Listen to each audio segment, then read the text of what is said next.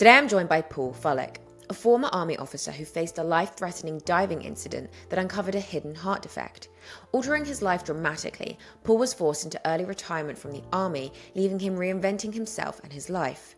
But the challenges didn't stop there. In 2021, a motorcycle accident in Wales resulted in the degloving of his foot and the loss of his right leg. Undeterred, just a week after being discharged from hospital, Paul was back on his bike. Claiming his injury was his ticket into his next steps in life, Paul was led to Team Brit, where he earned a race license in a matter of weeks.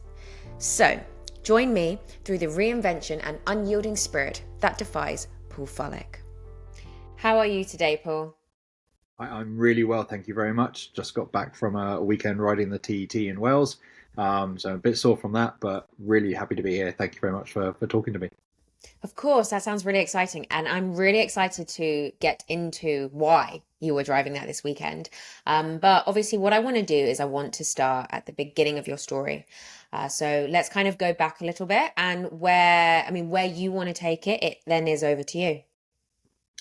Okay, so I think my story probably starts back when I was at university and I was trying to work out who I was as a person. And I think for a lot of people, the university studies are secondary to finding out who you are and what you want to do with your life. And I was a little bit lost. And one of the defining factors for me was going along to a careers fair with my housemate. She wanted to go and join the army. She wasn't sure. She wanted someone to hold her hand. So I said, yeah, I'll come along. They were giving away free curry. Thought it sounded like a great night. So we puddled off together, and she sat there and listened to everything that they had to say. And as they spoke to her, I became hooked. Everything they were saying sounded amazing. The opportunities that were available to you, and we got to the end of the night, and I'd signed up and she hadn't. And so I ended up on this career path where I took a year out of my university studies and I went off with them, and I just started having the best time possible. And I sort of found myself at that point and thought, this is me, this is who I am. I want to be part of this lifestyle.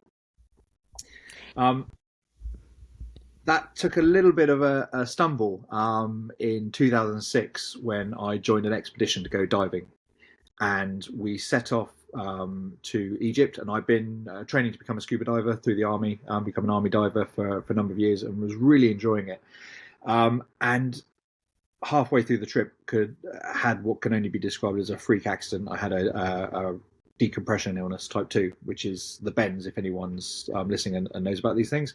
And it can happen for a number of reasons. And I had a defect in my heart that I didn't know about, and it flooded my system with oxygen. And as I came to the surface, I was pretty much a vegetable. There was no kind of upper thought. My brain had been starved of oxygen, didn't know it at the time, and I sort of got rushed to a decompression chamber.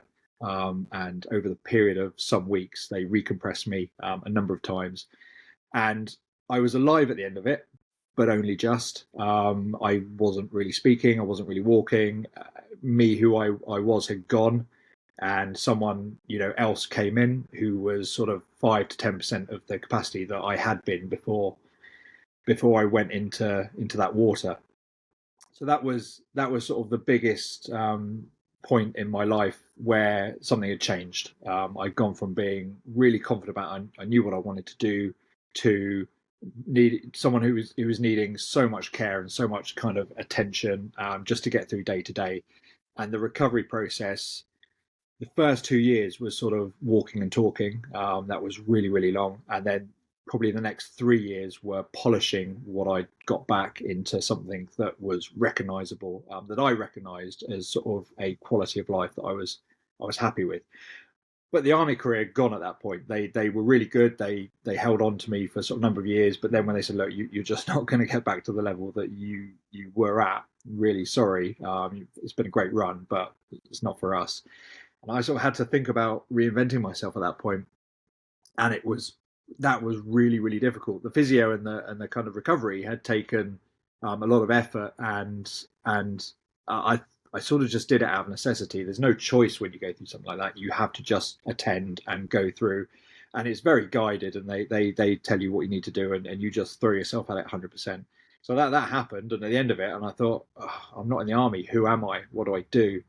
and I scratched around for a little bit trying to re-find something that made me buzz. And the nearest I got was sort of cars and motorbikes. I'd had a passion with them beforehand, and I discovered that I had a bit of a flair for riding. I was quite a good road rider. I really enjoyed it, and I got some of the adrenaline that I'd missed from my army days by going out and riding fast. And it was sort of a coping mechanism. It was nothing more, nothing less, and it was stupid and reckless and all those good things that when you're that age and you need something to grab onto. That's what I found.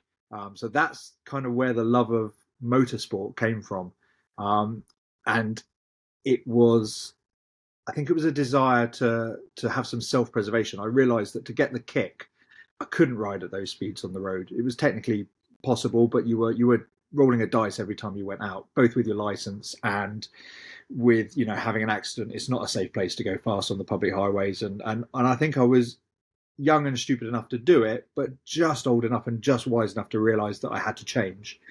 And I ended up taking my riding on track, and that was the defining moment. As soon as I got on a track and I realized the speed was encouraged, there wasn't a policeman hiding around every corner, there were other like-minded people that were polishing that art, and there was a sense of family and community there, which again was really important because I'd lost that by being removed from the military background and losing that sort of family connection. That was probably the hardest bit. And then finding racing was my key to that. There were like-minded people. They could do the same sort of things. I was relatively good at it. And I just set off down this career of wanting to race bikes. Every single opportunity I had, I managed to coerce one of my friends into joining a team with me, and he was rubbish and I was quite good, so we used to come first and last, but we laughed about it, and it was whatever we could do to get racing, we would. We would sleep in the back of the van, like wrapped in tire warmers at night, trying to keep warm, anything just to get on track and get that buzz.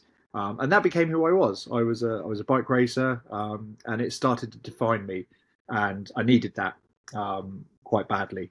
So that's kind of how I got to the kind of motorcycling stroke racing side of my life, and everything from that followed: teaching racing and competing and being involved in the mechanics. Everything stemmed from that kind of need to have an identity. Can I just ask, how old were you and when you discovered motorsports? Well, I was 16 when I got my first motorcycle. I think I was in my mid 20s probably when I first discovered that was a kind of defining characteristic that I enjoyed kind of fitting in with. And then the more I did it, the more intoxicating it got. There's something about motorsport that once you start, that it's never enough. You need to go faster and bigger, and it's ridiculous and stupid and wonderful all at the same time. And I think anyone that's done any of it will completely understand that. And it's nice to have an identity when you're looking for who you are. If you're a soldier, you're a soldier. If you're a lawyer, you're a lawyer. If you're a bike racer, you're a bike racer. And it's just something you can say, this is who I am. These are my qualities, that I can do this thing, and these are my values, and this is the person I want to be. Yeah. The reason why I asked that question is because you said at university you were in the case of trying to find yourself, and then obviously you became a soldier, and then it happened all over again of trying to find yourself again and find out who you are, find out your identity, find out what makes you happy, let's say, find out what you want to do. And so the reason I asked that question is because it just shows that we don't have to be teenagers when we, decide the plan and stick to it. We can be any age and it can go one direction. And unfortunately, for unexpected circumstances, it can just not follow through that way. And then you can be left again with, okay, where am I going now? And at any age, and it's kind of, it's important to know that you can pick yourself up and find something completely different and completely new. Yeah, and I think it's really important, because when you're younger, you don't realise so much that when I was with the military, that was the happiest I've ever been, and it was fantastic. And now I race motorbikes, and I'm if not even more happy, and it's completely different. And it change doesn't have to be a bad thing if you know how to look for the silver lining. That's the quality in getting through life. It's not what you're dealt, or the situation you end up finding yourself. It's the ability to find those good bits in whatever hand you're dealt. Hmm. And something that can come from absolute catastrophe where you think, oh my god, this is life changing, this is horrific, can lead to wonderful and beautiful things. And it's always a pleasure to try and explain that to people coming, who are younger than you, to say, look, I know this seems really bad, I know this seems awful, however, if you know how to look for it, you can make this into something wonderful. It is. It's finding the opportunity in the challenges. But again, it's not something that people learn overnight, and it's definitely not something that you tend to understand when you're younger. Yep. It seems to be something that just as you go through life, it's just as you go through experiences in life, it starts to kind of resonate, and you're a bit like, okay, maybe these challenges are happening for a reason. And maybe this reason is for me to do something very different and actually very incredible with my life. And then, so what happened next then? Okay, so I was pretty settled. I was having a really good time. I was teaching on track. I was racing. I was just immersing myself in that world, and I guess in a way I'd sort of stagnated because I'd reached a place I was kind of quite happy, and everything was good. Everything that I did involved bikes in some way. We go off to Vietnam and ride from the south to the north, and we rode mopeds for charity from Land's End to John O'Groats, and we'd go on holiday on bikes, and we raced bikes, and every single thing just had bikes in it. So one weekend, my partner and I were going to see some friends, and it was in Wales. Obviously, we were going to take the bikes because that's just how we chose to get around. And on the most ordinary ride in the most ordinary day, I came around a corner and there was a Ford Transit there, and I thought, oh, hello, this is not what I was expecting. And I sort of looked at the situation. I've been riding long enough to sort of know when something's not right. And as I came round, I thought, well, this is going to be tight. He's a bit close, and all the rest of it. And I moved the bike over, and I managed to get the bike past the front of the Transit, but the bike I was on had some panniers that stuck out on the back. And as I passed sort of his driver's door, the front wing of his van just clipped, just knocked the pannier, and it was the smallest of nudges, and that motion managed to knock my right foot off the foot peg and into the gap between his wheel and his wheel arch. There's about a gap the size of a foot, so you could never do it again in a million years if you tried. And as we passed each other, and relatively slowly at this point because we both sort of slowed down, and my foot just ended up in this gap. And as he continued to go the other way, my foot went with him. And I just remember thinking, oh, oh, oh, and then ow, ow, ow, and then laid the bike down in the middle of the road, and just remember the pain was just, that was the thing I remember was just going from, oh crumbs, hang on, we need to sort this out, to something's gone horrifically wrong here. And I couldn't work what it was because the bike hadn't sort of really hit the van, and nothing had really sort of contacted in any major way. But I didn't realise that my foot had got caught in that gap, and it was just a bit of shock really about what's happened. And then I remember laying on the floor, and that classic kind of scene where everyone is starting to look in above you as you're laying there. And it was a really kind of terribly polite and British affair. And I said, "Oh, I think I've hurt myself," and everyone was sort of saying, "Yeah, your foot's kind of pointing the wrong way," and all the rest of it, what was left of it. And I couldn't really see. I was on my back and I was looking up, and I had my crash helmet on. And the first thing people always say is, do not take your crash helmet off, because if you have any sort of spinal injury, it can really make things worse. So I lay there for a little while everyone talked to me, and I sort of became aware that of the people that had stopped, I think I was the person in the least amount of shock. Everybody else was really struggling to come to terms with what had happened, including my partner and a lovely lady that had stopped. And so I started laughing and joking and trying to put everyone else at ease, and the van driver, who was mortified, who was coming over, and I was saying, don't worry about it, these things happen, and just really trying to focus on making everybody else feel calm and relaxed. And I thought, well, the ambulance will be here in a minute.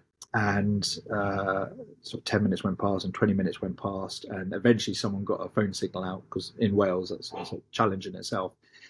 And we ended up there for an hour at the side of the road before an ambulance turned up. And it was a really surreal experience. I just remember laughing and joking with all the people at the side of the road, trying to keep them calm and trying to keep them happy. And I think for my own sanity, whilst thinking I know something's gone really quite badly wrong, but kind of if I don't look at it, if I don't acknowledge it, it'll be fine. The ambulance will come and they'll sort it out. And after an hour, I was really struggling with that, but eventually they did come. And I remember the paramedic guy looking, he eventually took my helmet off and he looked in my eyes and he just said, "This is serious. You need to dial into the fact that this is really, really a bad injury." And I think that was the first point where I sort of stopped laughing and joking and said, "Okay, no problem. Can I have some painkillers? Can we get on an ambulance?" And that's sort of the last thing I remember. I woke up in hospital, I think later that day, and they sort of said, "Yeah, your foot has mainly been degloved and removed. There is bits of it left, so we're going to get you to surgery right away. Have a look at it, clean it all up, and then we'll speak to you in the morning." And that began the process. Really, the next month was spent in hospital with them trying to surgically rebuild the foot. That didn't work, and that was sort of an event in itself. And that basically sort of turned me from just going about my life into an amputee. And it's really strange because no one announces it, no one tells you it's going to happen. Just one day you end up waking up and you haven't got a leg. I have a question. Do you think that first hour might have been some sort of coping mechanism of maybe you knew it was pretty serious, but your brain, the brain sometimes doesn't want to, it's how the brain kind of comforts us and keeps us safe, so it doesn't make us fully understand what's going on at that time. Yeah, and I think that looking back, that was definitely something that was going on. Humor has been my coping mechanism. It's a military coping mechanism. Sort of gallows humor is a really good way of dealing with things.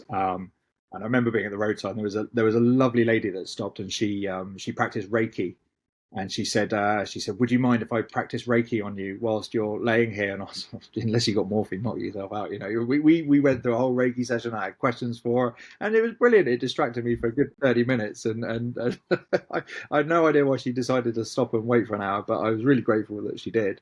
And I still never, I don't know if it helped or not, but it certainly didn't make anything worse. But no, the whole roadside part was actually it was a reasonably comedy kind of British affair.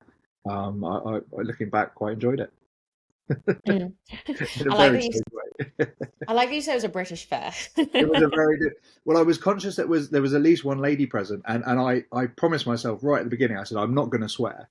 I promised myself two things. No matter what had happened, I was going to get over it. There was going to be a recovery process, and it was all going to be fine. And I was with my partner, and I felt, I felt safe, and all of that. And I wouldn't swear. That was one thing I said. I'm not going to utter. And I think I said, "Oh, bother," a few times when it really started to hurt, and I was very proud of myself for that. That was the one thing that I sort of managed to concentrate for the time. Yeah. And then you were saying about how obviously no one kind of warns you or tells you or kind of gets you ready for the fact that you're going to become an amputee. And then in that space, you said, one day you wake up and it's kind of happened. How how did you mentally take that on? Because I'm sure that there's a pretty big shift mentally in that. Yeah, it's an odd one, and that's a question that gets asked a lot, and I'm never quite sure how to answer it. I remember going through several stages in hospital, Mhm. and it's hard because they fill you with a lot of painkillers, and they can alter your perception of or your clarity of thought quite a lot. So it is hard to kind of maintain a thought process. But I remember right from the first few minutes of laying on the floor was whatever happens, I just give it 100% and get back on my feet. If only I'd known. Um, but I'd had the process of going through the bends before, where I knew that you only got to the recovery stage by just digging deep and just focusing on that one thing, which is getting back on your bike or getting better or standing up or whatever it is. You just keep that light at the end of the tunnel and you don't stop walking towards it until you achieve whatever it is you deem a success. Whether it's chewing your own food or running up a mountain or whatever it is, whatever success is for you, you pick a target very early on and you be bloody minded about it and you just keep going until you get there. Yeah, that's, I mean, I like that. It's seeing the light at the end of the tunnel and whatever kind of comes your way to continuously keep following and keep kind of striving towards it. Yeah. How are No, you how are you doing now then? I'm doing fine. I don't think there was ever a point that I wasn't doing okay. Mm. The most frustrating bit really is a lot of people will be sort of saying, well, I bet you won't ride a bike again, or I bet you wish you hadn't ridden a bike, or I've always said bikes were dangerous, and all these kind of things, and that was when I was in hospital, and that bothered me, and especially when the nurses would be like, oh yeah, you're the fifth biker that's come through here in a week, and you lot are all the same, and that paused me for thought, and I thought, is this my fault? Is this something that I should have foreseen? And then it was during COVID when I was in hospital, and there was a lady in the ward opposite, and I never met her, but the nurse came in and she said, there's another lady opposite. She's going in for operation today. Same operation as you. She's her right leg's being amputated. And I said, can I speak to her? And she said, no, no, no. COVID means that you can't meet or anything like that. I said, could you ask her a message? I said, could you ask her how she lost her leg? And feel free to tell her how I lost mine. I was just bored. I wanted to sort of work out, other ways. And the nurse came back the next day and she said the lady had been driving to the shops and it was really unfortunate. She parked her car on a bit of a slope, hadn't quite put the handbrake on correctly. I put one foot out of the door and her car had rolled back up against the wall and the door had slammed closed and cut her leg off. And I remember thinking, God, that's a horrific way to do it. But it woke me up in that instant, and it made me realize you can go through life being really careful and not doing anything dangerous, and you could lose your leg, or worse, going shopping, which had happened to this poor lady, or you could just do what it is you want to do and go out there and find yourself and be yourself, and if you get injured, then yeah, you're going to get injured. But you can equally get injured doing something completely safe and mundane. So what's the point in shying away from stuff if it's going to happen anyway? So that really helped me. And the lady's fine, and she got out, and we ended up chatting afterwards and swapping stories. But that one specific point was something I'll always remember. Is never look back and think, well, if I hadn't got into biking, I'd still have two legs, because I might have not got into biking, and I might still not only have one leg, and I might have lost it tripping down some stairs, and then I, what would be the point? So that's something I hold dear to my heart still to this day. I really like that story, that interaction. I really like what you said because so many people are so scared. And I know I've fallen victim to it in the past. So many people are so scared to do certain things because they are so worried on the outcome. But then just going to the shops, you Yeah, know, I mean, and that's why I like it because fear, I mean, everyone's fearful of very different things in their own way, in their own capacity. But obviously there's a point and there's risks involved in certain things, but it's also just kind of having the fear and doing the things that you want to do because you do have one life. I know yeah, it's a very cliche thing and everyone kind of, brushes past that, but you do have one life. And if you want to do something, but you're scared to do it, just do it. I think everybody has their level of risk that they're willing to accept. But I think for me, balancing what I truly want to do and want to enjoy, the idea of not doing it because of a perceived risk is kind of failing before you start in a way. And like I said, everyone is different. But that lesson for me was just affirmation that um, I wasn't doing the right thing. I went out biking. I was wearing all the right kit. I do all the training possible. I did everything right up until that moment, and it still went wrong. But people who go shopping, take all the right precautions. They wear, clothes and shoes and things, and it can still go wrong for them. So, just go out there, be sensible as you can, limit the risk where you can, and where you can't, just accept that is a risk, and don't cry about it if it does go wrong. Is probably the lesson I took away from it. So if you could go back then, a lot of people do say this before I even ask it, but if you could go back, would you change anything? if I could go back and save my leg and not go out that day, is that the? Yep. I think the obvious answer is yes. Of course, I would go back and I would have my leg back in an instant. However, as I move from that point, I'm not sure it's as clear cut as that. I don't know whether I'm just lucky or whether it's a set of circumstances that has come together in a certain way. But I've had so many doors opened since this has happened, and I've had such an adventure, and I've met so many interesting people, and it's nothing I would have chosen, but I don't think I would go back and change it. I think it's part of my life, and I think it's immensely made my life more interesting and challenging and difficult and wonderful for it. Mm. So I don't think now I've got to this point I would go back, because it would mean sacrificing all the experience I've had since then. And yes, it's been painful, and yes, it's been difficult, and yes, it can be frustrating at times. But my God, the world has just opened up in front of me in so many ways that I never imagined possible. I don't think I'd want to lose that. No, I So wouldn't want to what? lose. Yeah, well, this is the thing, and I wanna, so, please share some of the ways that the doors have opened for you. Okay, so when they were trying to save my foot, it was kind Mhm. of I tried very quickly to become at peace with the fact that I might end up with a foot that wasn't brilliant, but I had it, or they were going to cut it off and I wouldn't have a foot at all. So I kind of balanced those two quite quickly, and came to peace with both of them.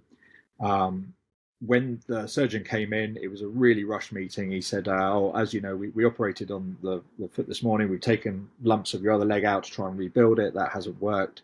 So we're going to pop back in the morning, first thing, and we're going to take your foot off." And that was it. He was as blunt as that. And I said, "Oh, okay. I've got questions." He said, "Yeah, I'd love to stay and chat, but I've got other patients to go and see."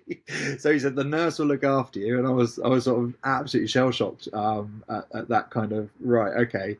Um, he he was a military surgeon, so he came from a military background as well. And I think very much he was kind of like, "Don't worry, chap, you got this. I got faith." It was a very military-esque interaction with like, "Here's some horrific news. Have a cup of tea. Nurse is there if you want to, blub, but I'm sure you don't. See you in the morning." So I was like, "Okay, fair enough." And I called a few friends and family and said, "It's happening." Not too happy about it. And some of my better friends were like, "Well, just make sure they take the right leg off," and we had a laugh about it, and it was all okay. But when I woke up the next morning, the reality hit in, and for me, the only question I really wanted to ask was, how was I going to ride a bike again, and how was I going to drive a car again? Because those were the two things that identified me as a person, and I'd already lost my identity once, and it was horrible, and I didn't know if I had it in me to reinvent myself again, and I was sort of sitting there thinking, what's the chance of finding a third thing that you love? And that challenge was kind of probably the most daunting thing. So I sort of sat, and I chatted to a couple of colleagues who knew other soldiers who had amputees. And I said, "Look, can you find me someone to talk to?" Spoke to a couple of people, fell into the arms of a charity called Blesma, which is the Limbless Society for British Soldiers. And they were great. And they said, "Look, there's loads of stuff going on. We don't know much about the racing, but there's this team called Team Brit, and they have disabled drivers." And I thought, well, I've only raced bikes before, but that's the first lead I've got. And although the surgeons gave me a complete list of things that they didn't want me to do, which involved almost everything that was enjoyable in life, so I ignored nearly 90% of it.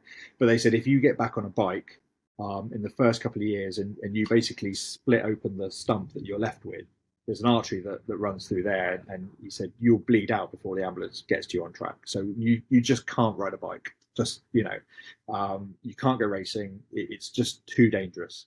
And that was sort of the one bit of advice that sort of really hit home, and I could kind of see the logic of what he was saying, because low side accidents on bikes are quite common. If your leg's down there and it ruptures, it's still weak at that point.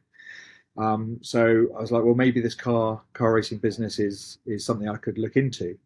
So I think it was a day or so after the operation, I emailed the principal, Dave Blair, and said, "Look, I've had a spot bother. My leg came off yesterday. Really missing racing. can I come and make the tea? Can I come and do something? Can I come and visit you guys? Can you tell me what it's like racing cars with disabled people? What's the deal about? I don't understand it. I'm on a lot of meds. I'm confused. Yeah, throw me a bone here. And I think the afternoon in point, he wrote back going, it's really simple. We take people with disability, we put them in a race car, they race against able-bodied people, and they're quite good. So as soon as you're ready, let us know, come along, and get in a car and come and see what we're about. And that email was that was the first challenge I got after the leg came off was getting well enough to go and visit the team and find out about this racing. And it was a singular focal point that I had in my brain was that's what I needed to do, and that's all I concentrated on for the next 3 weeks.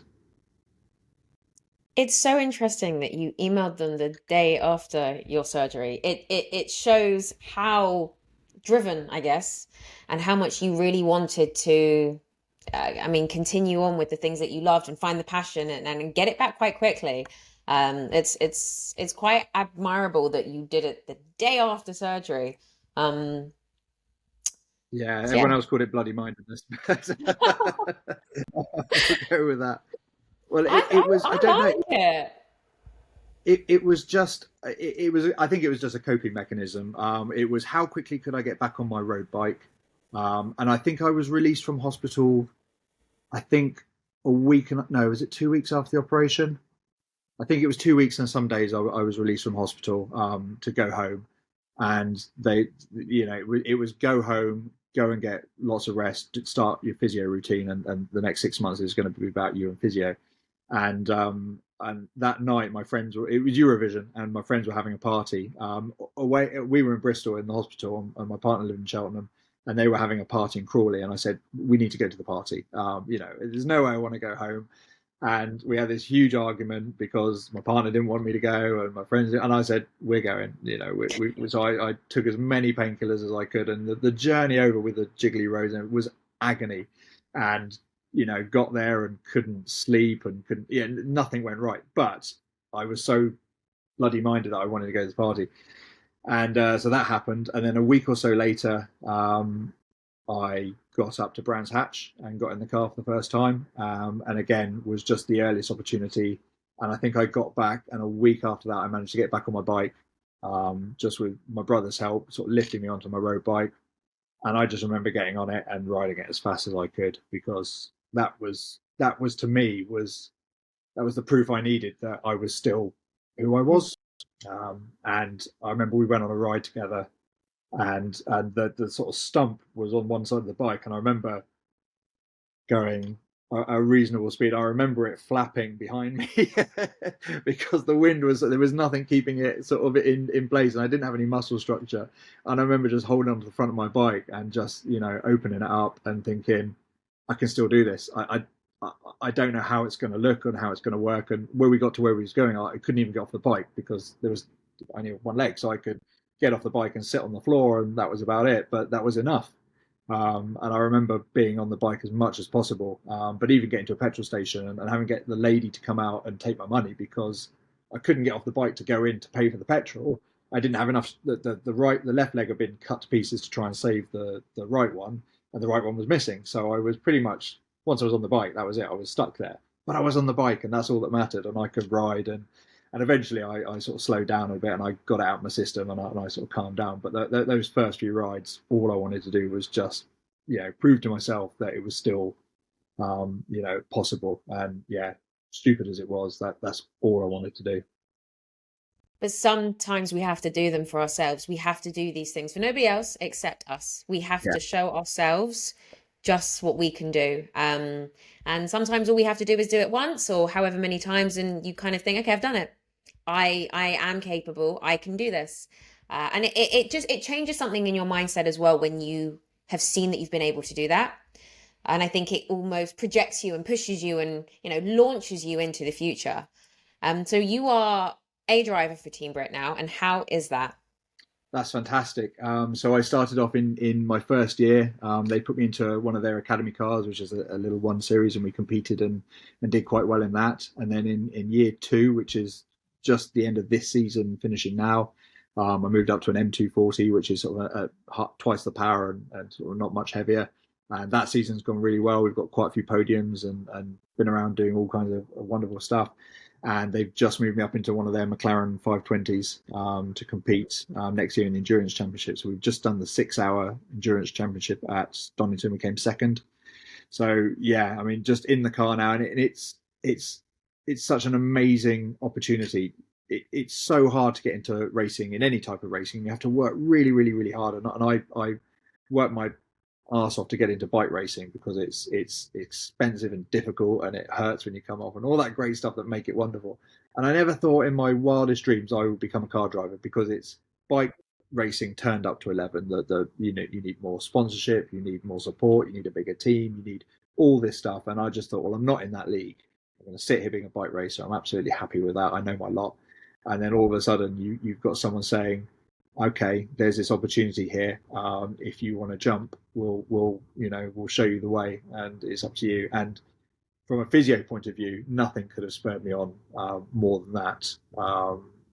It was a combination of the surgeon saying, this is what you can't do, and going, I'll show you. And the team going, you know, if you get well enough to come here, you can race this car. And if you do well at that, then you can race this car. And then if you're good at that, then we'll put you in this car. And, you know, their aim is to get to Le Mans and be the first ever disabled team to compete at Le Mans, which is a massive undertaking. You can't just turn up at Le Mans and race. It's years and years of development, and they're getting closer and closer. So to be part of that journey with other people who have got weird and wonderful and, you know, amazing different abilities, and they're all coping in their different ways, and every one of them has got a struggle, but you're in an environment where everyone is so focused on that singular goal. You don't worry about the injury. That's part of it. That's just your ticket through the door. The work starts when you get there, and you can concentrate fully on that, and so many wonderful things come from it. The people you meet and the adventures you go on, it's just fantastic. Do you feel then that you had to reinvent yourself again when you did get into car racing, or was it more of a transition, let's I think say? I think it was more of a transition. I still felt very much like I belonged on a track. So the fact that I changed from bikes to cars, it was a huge learning challenge for me, because there's some things that are similar, but a lot of it is different. It's a learning curve, and the competition within the team. It's not a charity. It's not a handout. You don't get it just because you turn up and, you know, you lost an arm or leg or whatever. You have to you know, make sure you're valuable to them, and you can hang in there. So there's work to do, but in that work comes that focus kind of gives you a distraction from everything else that's going on, and allows you to focus on something that you really, really enjoy, rather than going to physio 3 times a week, and which is horrible. No one likes to go to physio 3 times a week. Did that for 3-4 years, you know, absolutely hated it. So, you know, it just gives you that extra kind of opportunity to go and do something really wonderful and mad and cool and different. I like the way that just before you said it was the ticket into, you know, the injury, let's say, was the ticket into what you're doing now. And when you think about that in any aspect of life, in anything that anyone's going through, their their whatever it is, you know, their injury or their accident, their, you know, whatever it is that they are going through. I've never heard someone phrase it like this, and I actually really like it. It's just the ticket. It's the ticket, whether you take the ticket or you don't, but it's the ticket into the movie, into the next step of your life. Yeah, absolutely. Yeah. It's really weird, because it doesn't define you, but it becomes a frame for you to work in.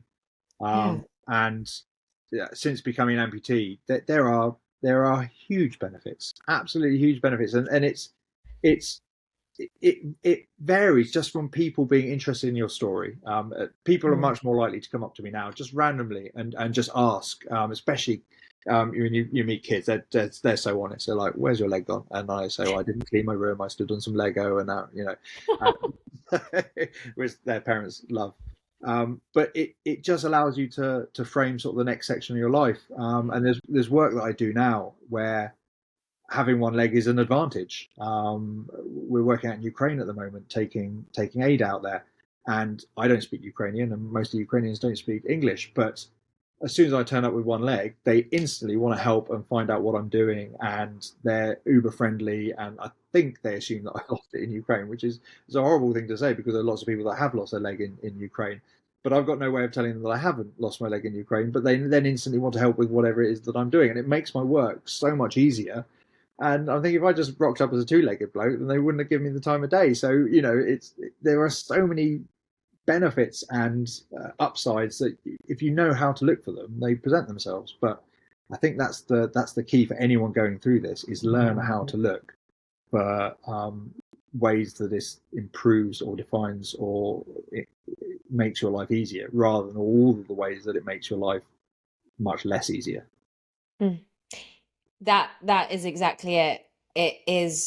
That is the key. The key is just being open to the opportunities and being able to look for what's going on around you. Don't be so blinkered of, it's just this way, this is going to happen, and this is not going to happen. You have to be open to the opportunities because you have absolutely no idea what tomorrow can bring and who it can bring and what kind of job experience, life it can bring. And you have to be open to it and keep your eyes open to it, because so many of us kind of shut our eyes to things and we don't want to see. But keeping them open, like you said, you just have to be open to these things. Absolutely. And I think another thing to watch out for is people you will interact with who are convinced that there are limits to what you can do now, or there are ways that you should behave, or there are certain things that you shouldn't do. And that's great. And they always come from a place of well-being or a place of love or a place of worry for you. Don't write that you've had enough of bikes, stop riding bikes, or, there's no way you're going to race a car, or whatever it is that they're saying that it's just not possible. You need to have a reality check. Just always question that. Always just say, look, okay, I get what you're saying, but is there someone else with this injury that is doing something that I want to do? The amount of amputees that I've bumped into now and talked to who are doing amazing things, and that's just amputees. It doesn't matter what the injury is. The chances are someone's been before you with that injury, and for every 10 people that you find that have gone, okay, I'm done now, I'm just gonna tap out or time out, or I'm gonna have a quiet life somewhere and sit. There is one person that's gone, now I'm going to go climb a mountain, or I'm going to go and start a podcast, or I'm going to go and do something amazing with this ticket that I've got, because I can't undo it. Nothing that I can say or do will roll back time. So the only thing you can take from it in that point is something that's positive. And if you can find a way of finding that, then you're going to be so happy. You're just going to go and smash it. It does make you a determined bugger, I can assure you of that. And I think it's really important to note that if you can't find anybody, because there might be something so niche that you actually can't find someone that is doing it or has done it, then don't let that fact then put you off. Because I'd never thought of it like that, actually. You can then be the first person to do it. No, absolutely. No, that's a really good point. There always has to be a first person.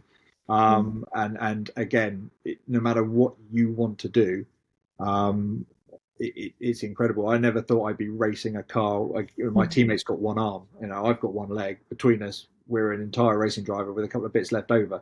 And the other guy in the other car, he's got the other arm missing. And we all get up every day and we go and compete against able drivers that have got no idea that we're disabled. Once you're in the car, you can't tell. So they go around thinking that we're absolutely normal able. It's not till we get out or we're in a wheelchair or we're trying to eat lunch with one arm and someone's having to cut stuff up for you. You think, oh, okay, I kind of see what's going on there. And that's happening all over the world with so many different people in so many different ways and different injuries and different kind of complications and difficulties that people have got. It's amazing when you actually scratch the surface and look at what people can do when faced with that. I'm always humbled by it, always. Well, what people can do once they have a ticket. Once they have their ticket, yeah, absolutely. Yeah, and the ticket can come from anything, but absolutely. And never regret your ticket, because you can't change it. And even if it was your fault and it was something stupid that you did, the only way you're going to be disadvantaged of it is if you sort of let it get you down and think, right, well, I've been stupid and now I'm being punished. No, the thing has happened. It happens to everyone, whether it's your fault or not your fault. And you can do amazing things with it if you know how to convert that ticket into an opportunity. And that is a skill in life that if you find people out there that will teach you how to do it, if you can't already do it, but once you can, it's wonderful.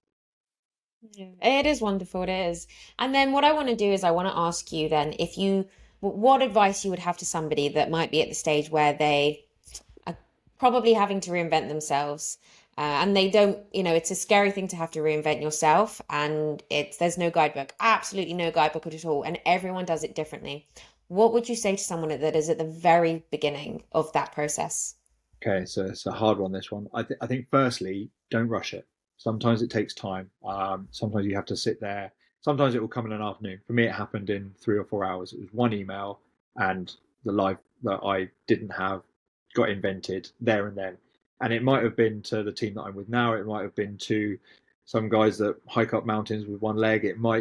I don't know who it might have been, but the key point is you have to reach out. You have to write that email. You have to pick up that phone. You have to ask that question. You have to go searching for people that are either going to help you or advise you or support you on this journey. Because if you try and do it yourself, it's tricky. And there are so many people out there that will absolutely jump at the chance to help you fight in your corner.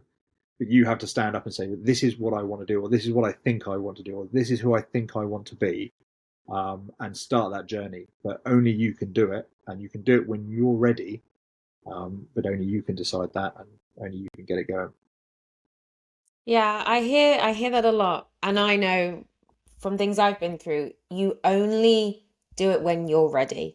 Yeah, You can have so many people telling you to do certain things, but you will only fully do things, whether it's through acceptance or, whatever it may be, but when you yourself are ready. And you get there eventually.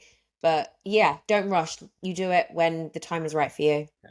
but when it is right, you'll be amazed at the amount of people that will have your back, and people you didn't even know. It might be someone that's been through the same injury, or someone that's got a partner that's had that injury, or someone that's heard about that injury. People come out of the woodwork left, right, and centre. That was the case for me. Companies that I had worked for before, years and years and years ago, who now sponsor me to go racing and to kind of lead the way for other people coming through, and it's just incredible. These people just turn up and go, Christ, all right, yeah, there's something to get behind. There's a cause. There's something that we want to support, and this is who we are. We want to help you be who you are. What do you need? And you're like, okay, I need this, I need that, I need, whatever it is that you need at that point, whether it be a leg or a wheelchair or petrol for the car, whatever it is. You'll be amazed at who will get out of their kind of corner to come and fight in yours. Well, we don't know the ending to any of our stories in life. And as we continue on through life, we think maybe, this could be it. And these are just the people, and these are the experiences, the places, the moments, the homes we live in, the countries. But really, we don't really know. Characters, like you were talking about, people that either come back from, from the past and show up, or brand new people that you only meet, once you do start your new journey. The characters that come in and out of our lives, again, we have no idea who they're going to be. And some of them, I'd say nearly all of them, they come into our lives for exactly the reasons they're meant to. And some of them just can change our life in a day. Yeah, no, absolutely. It's amazing what person or thing or event can change the course of where you thought you were going. And I thought I had it all mapped out, and all of a sudden I didn't. And I'm sure it's the same for you and everybody else that will go through this. And you just think, Christ, okay, this is the new direction. I'm going to run with it, and let's make it a good one. And sometimes it can be such an eye-opening experience, because you do get, in life, you do get comfortable and complacent, and this is who I am, this is what I do. Why not shake it up? Why not go and do it? And you can be very young. One of the rookie drivers that's just joined the team, who's 17, 18, I think so, and who's just become a wheelchair user, broken his back through a motorcycle accident, and his whole life has changed. And to go through it at that age, I feel incredibly is very poignant for him. I don't know how I would have coped at 18, 19, because I was a very different person back then, and he seems to be coping really, really well, and he's got a great attitude, and he's matured massively through the same process. We had our accident about the same time, and he's doing amazingly well. But I don't think it matters whether it happens to you at 18 or 80 or anywhere in between. It's what you do with it that counts. I agree with you. It's not the thing that happened to you, it's what you choose to do next. Yeah, no, I couldn't agree more. And that's on you, no one else. Everyone else will help you, but it's on you to get Yeah. up there and do it. It is always on you at the end of the day. You can have amazing support around you 100%, but it is on you. Yeah, absolutely. So is there anything else that you'd like to share today? No, I think we've covered absolutely everything. No, it's been a real pleasure to come on and chat to you today. Yeah, you too. Perfect. Thank you very much. Thank you very much, and good luck with all the future. As we wrap up today's episode, Paul's story reminds us that no matter how dark the tunnel is, there is always light at the end. Don't just stand there, keep walking towards it. Life has a way of handing out unexpected tickets, so when life hands you that ticket, do amazing things with it. This week, think about which tickets life has handed you. Can you turn those into opportunities? Your dream life might not even exist yet, so why not take the reins and invent it yourself? It's time to forge a path to a future that exceeds even your wildest imagination. So, stay tuned for more incredible stories, and thank you for joining us. Until next time, keep dreaming, keep walking towards that light. The journey is worth every step, and remember that you have the power to get back up.